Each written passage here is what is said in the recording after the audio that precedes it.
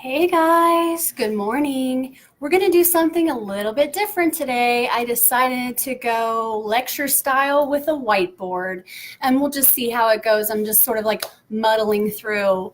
But today we're going to talk about DARVO. It's very interesting. There's a lot to learn about toxic, abusive, manipulative, and predatory types of personalities, and then also their tactics, their methods, and the mechanisms that they employ in order to manipulate others, or perhaps shift the focus or shift the blame away from themselves. So we're going to talk about DARVO. We're going to talk about Dr. Jennifer Freyd, and I hope that I'm pronouncing that correctly. She's an amazing researcher out of the University of Oregon, and she's done research on the topics of victimization and trauma, and also how perpetrators of abuse and violence respond to being accused of their crimes. Okay, so let's get started. Like I said, Dr. Joe, okay.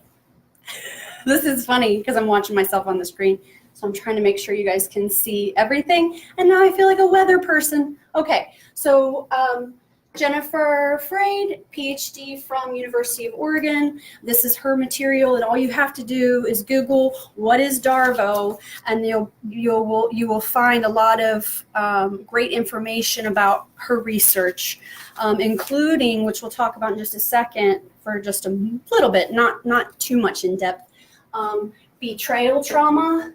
A lot of survivors of abuse have endured betrayal trauma. There's also such a thing as institutional betrayal. Institutional betrayal, as we've talked about before, there are things that we see on a small scale in our own lives, in our home, in our relationships, that also take place on a large scale, including on a world stage for the whole world to see.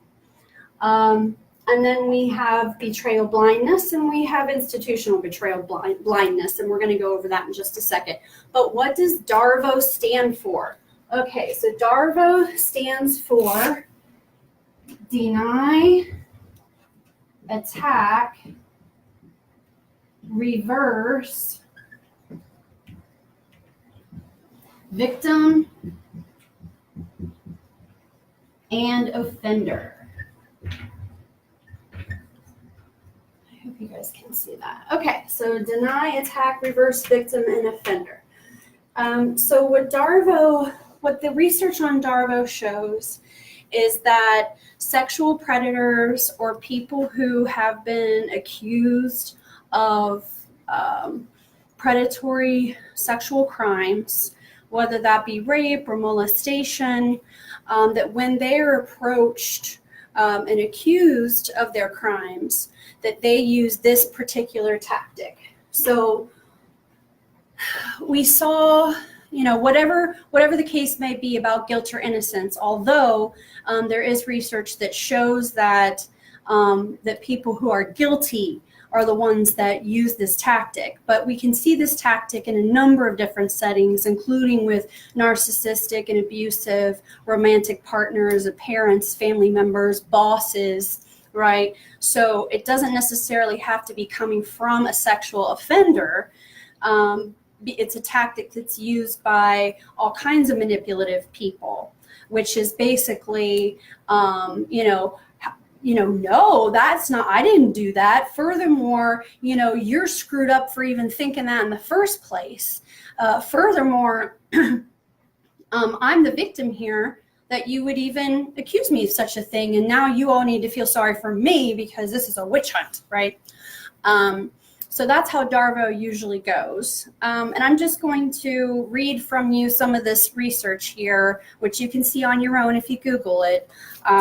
But basically, what the technical definition of DARVO from Dr. Freyd is, DARVO refers to a reaction perpetrators of wrongdoing, particularly sexual offenders, may display in response to being held accountable for their behavior. So, I was going to say that despite, whether someone is guilty or innocent, a good demonstration of this would be the Judge Kavanaugh hearings, where he was being accused of raping Dr. Ford when he was in college.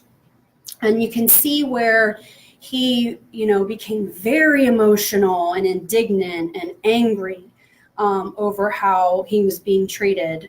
And what happens then is what she calls betrayal blindness.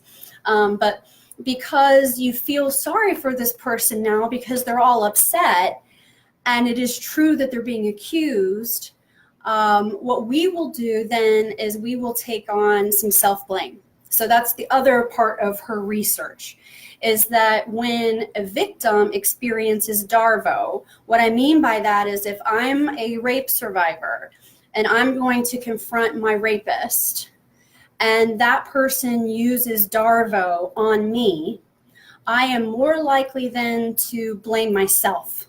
And I will be more likely to become blind to the truth of the matter. What Dr. Freyd says is that, especially with trauma, because we have multiple systems that are paying attention, right? We have our cognitive prefrontal cortex that is, scanning the scene and having thoughts to help us understand what's happening. We also have our amygdala, which is more of our sensing and instinctive type of thinking going on, right? So it's possible to know what's happening while also not knowing what's happening. And with DARVO, it becomes very confusing for everyone, because if you are an empathic survivor of abuse, you don't want to see anyone hurting ever, right? Even your rapist, right? Even your abuser. Will have a tendency to want to see the human qualities in them and figure out how it is they got the way that they were in order that we can understand them and maybe even possibly forgive them, right? So when someone uses DARVO, so now not only are they denying it, but now they're really angry and upset. They're attacking you back, or let's say I'm the rape survivor. Now I'm being attacked. How dare I? I'm destroying his life. What will his children think? His reputation is on the line. And so now I feel bad because here I am disturbing this person's life. And then I start questioning myself, did it really happen the way that I thought? Maybe I played a part too. Maybe he's not such a bad guy. So now I'm blaming myself, right? I'm blaming myself. And so that's what DARVO aims to do, is to shift blame and to take attention away from the actual perpetrator and place it on the victim or on the institution that is blaming them, okay?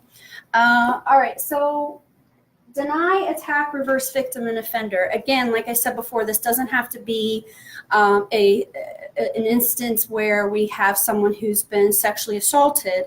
It could be that you asked your teenager if they're smoking pot, and they're like, "Mom, how could you ever think that about me? I'm so hurt that you would think I would do something like that." And so now your mom's like, "Oh, I'm sorry. I shouldn't have accused you of that. You're right. I know you better than that." That's DARVO too, right? So it's a tactic. It's a persuasive tactic, a manipulative tactic that people will use to get out of trouble. But the research itself, and this is why we focus more on the sort of sexual predators in this situation, is because that's where the research is based. The research is based on those specific instances of sexual violence or sexual assault, and then what happens in the settings where victims are confronting their abusers or their perpetrators. That's what the research is based. And the research has found that DARVO is commonly used by individuals who are confronted, and women were more likely to be exposed to DARVO. So if it's a man accusing a man, he's not as likely to invoke DARVO. It's usually when a woman is accusing a man. And Higher levels of exposure to DARVO during a confrontation were associated with increased perceptions of self-blame among the confronters. So that's basically exactly what I just described to you. Now let's talk for a second about betrayal trauma, because while we're on the topic of Dr. Freyd, this is her other area of research that's really interesting. So betrayal trauma has to do with when the person, and we talk about this in our SNAP classes, right? Because this is one of the things that we have in common as survivors of narcissistic and abusive personalities, is we can go back in our past and remember when the people who were supposed to protect us, who were supposed to teach us, support us, and nurture us, were the ones that were harming us. And that is super common among survivors. And that's one of the things that makes us a target for future abuse and future manipulation, is because we've already been betrayed. We've already been betrayed by people who love us or are supposed to love us. We've already been betrayed by our coaches, our teachers. We've been betrayed by our ministers and our priests. These are people that are supposed to watch over us and guard over us and help us. And they oftentimes are the ones that are harming us. And so that's a betrayal trauma, because it's the antithesis of the purpose of that role. And what that person does is they take advantage of having power over you, and they utilize that power over you in order to abuse you and manipulate you into not telling anyone. And then when you tell someone, they're going to do this, right? Okay, so there's such a thing as institutional betrayal. Again, a lot of these topics that we discuss in here are things we can see on a micro level, or these are things we can see on the world stage. It's the same tactics, the same mechanisms, right? So there's such a thing as institutional betrayal. Institutional betrayal is when an institution in itself and its organization and its operation is actually harming or exploiting or abandoning the people that it's supposed to be helping and supporting and protecting. So a good example of this would be, whatever your opinions are on the matter, but an example would be police officers who are abusive. That's a perfect example of institutional betrayal. The police officer is supposed to guard and protect. The police officer is supposed to be a keeper of peace and a protector of the public.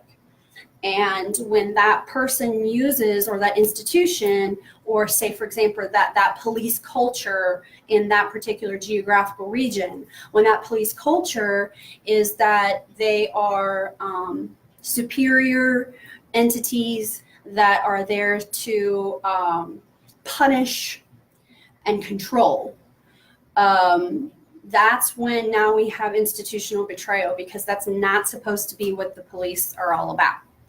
Another version of institutional betrayal might be scam or scheming, scam type fraudulent colleges, who take your money and run and did not provide the education that you were supposed to receive, right?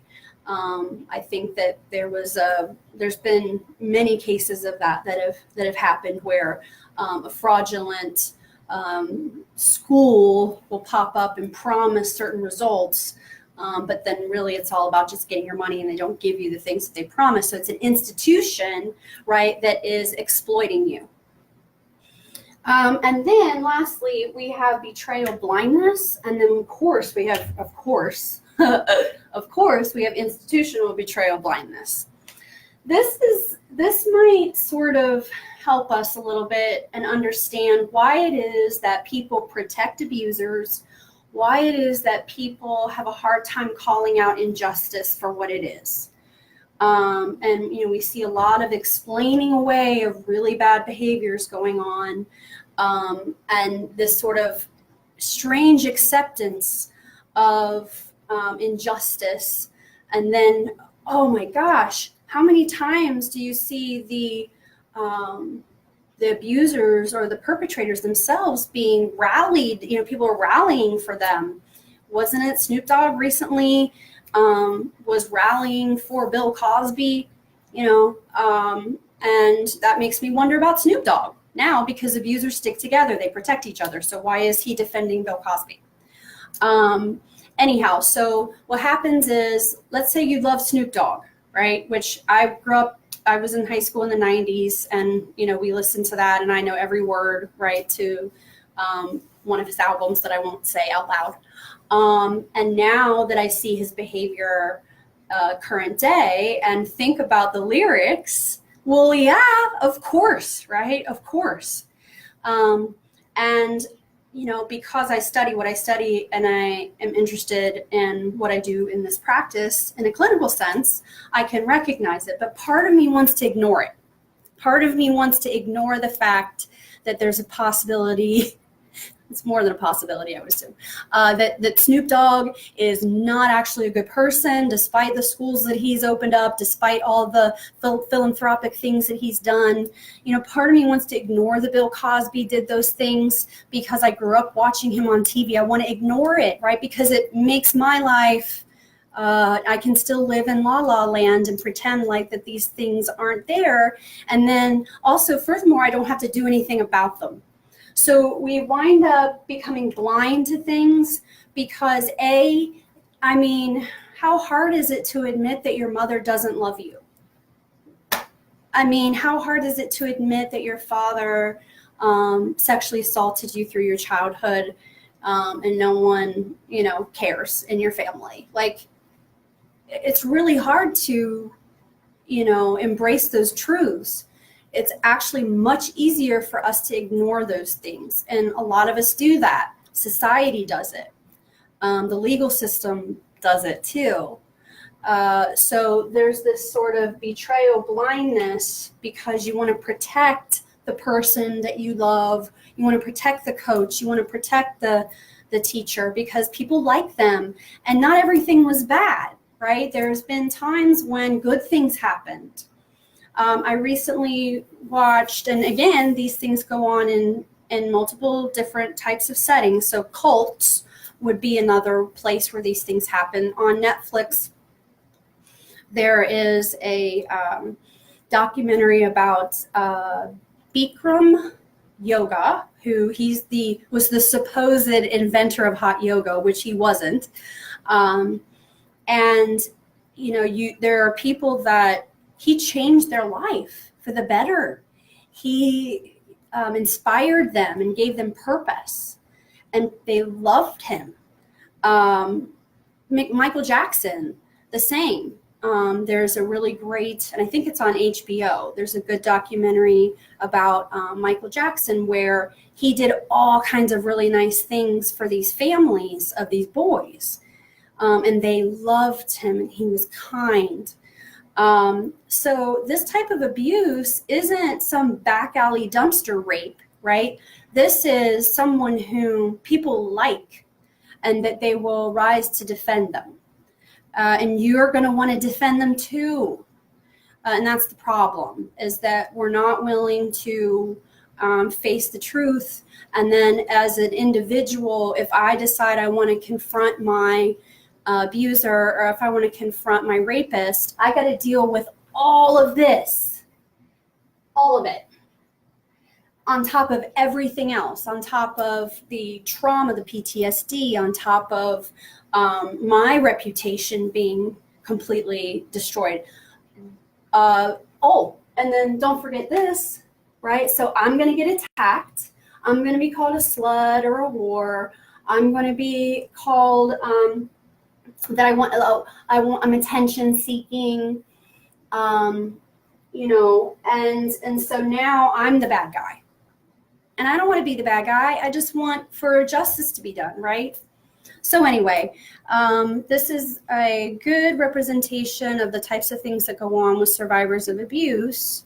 When we're going back and looking at the different incidents that took place throughout that person's life, we see a lot of evidence of these things going on. And if this is something that's going on in your life, in your history, that's something to be examined and also to be on the lookout for. And that can help us avoid abusive and manipulative people in the future, predatory people in the future. But sometimes they're sitting right next to us and we don't even know it, right? So the major point that I'm trying to make is just that if we can be more aware of the types of manipulative tactics that we're seeing as they're happening, then we'll be able to step outside of that emotionally and go, oh, these are the facts. These are observable facts. Yes, I care for that person. Yes, I feel emotionally attached to them. I can have both, right? Remember, Dr. Freyd said that you can know and not know at the same time. Abusers can be kind. They can be philanthropic. You can have actual, genuine emotional attachment to them because it wasn't all bad, right? So they're not all bad or all good. It's that you can be doing all kinds of good things and still be a rapist and still be a molester. And that means you have to go to jail. That means that you should be prosecuted and you should go to prison. Just because you're famous or because you're talented doesn't mean that you should be able to escape justice. And that doesn't matter if you're a teacher, a rap star, the president of the United States, or anyone. No one should be exempt from having to serve time or receive punishment for sexual assault or sexual crimes just because it embarrasses the perpetrator. Okay? All right. I hope that you have a good day, and I will see you next Wednesday. Thanks. Bye.